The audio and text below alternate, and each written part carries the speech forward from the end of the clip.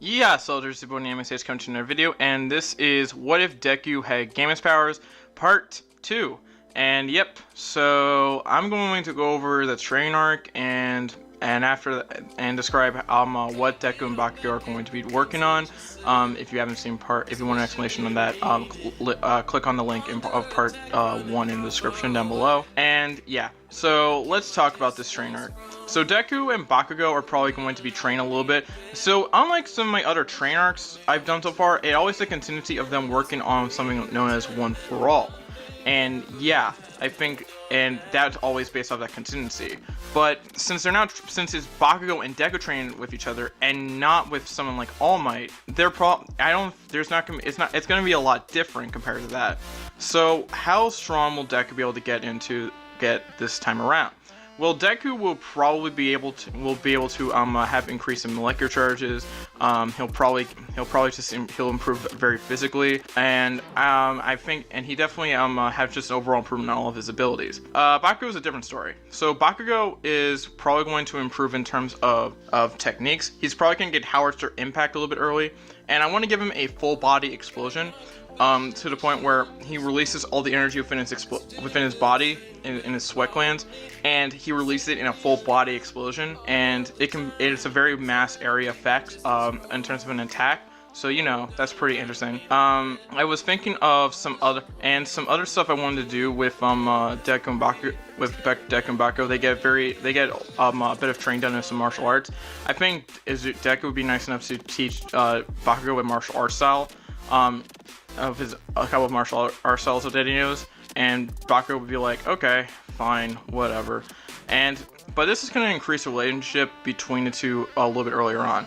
You see, in my other what if of orb manipulation, there's always going to be a bit of the type of love and of growing brotherhood is going to be happening a lot earlier, if you know what I'm saying. You see, with orb manipulation Deku, that stuff's going to have to build on over UA, but here it's going to build up over a little bit earlier during the 10 months of training. The fact is that Deku is probably going to be is already extremely powerful, and I think that he'll definitely be a very massive force to be reckoned with is by the time we get into the UA entrance exams. Another thing I'm thinking about with Bakugo, maybe he gets some other abilities. If you have any other suggestions in terms of abilities, let me know down below. I do have one ability that I have saved up for the release what if that I haven't showed yet, and I already have that suggested to me. It's kind of like a black explosion, but I more so did that because it's a compliment to the Senju stuff. The black explosion can be like a release, and it can create a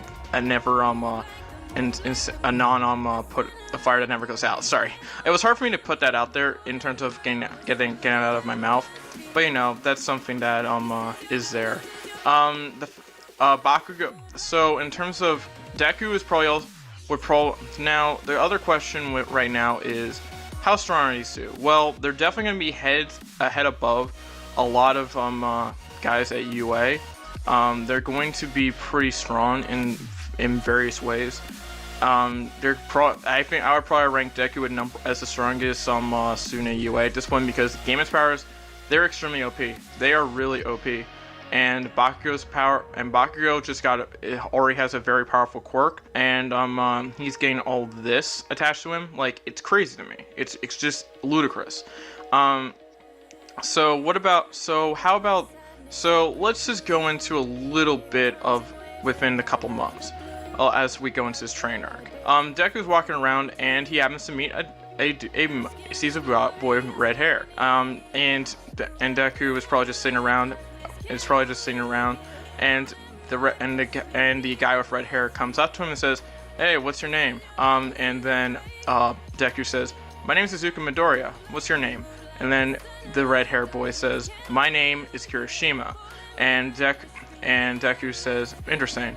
Do you have a quirk?" And Kirishima says, "Yes, and it's called hardening. I can essentially can make my body essentially as tough as rock, essentially. And it helps with strength increases, and it's very good, and it's a very powerful quirk."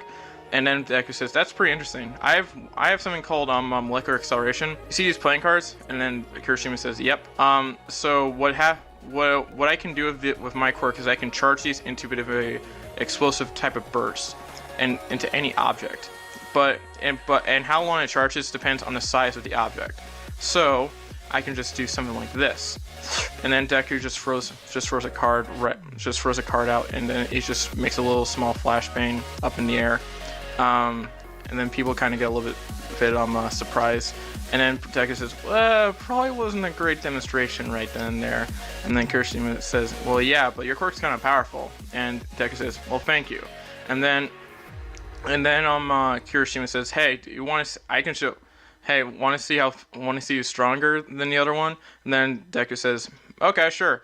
And then Deku gets into a bit of a bout, because this is probably on one of the days off they had for themselves, that they designated.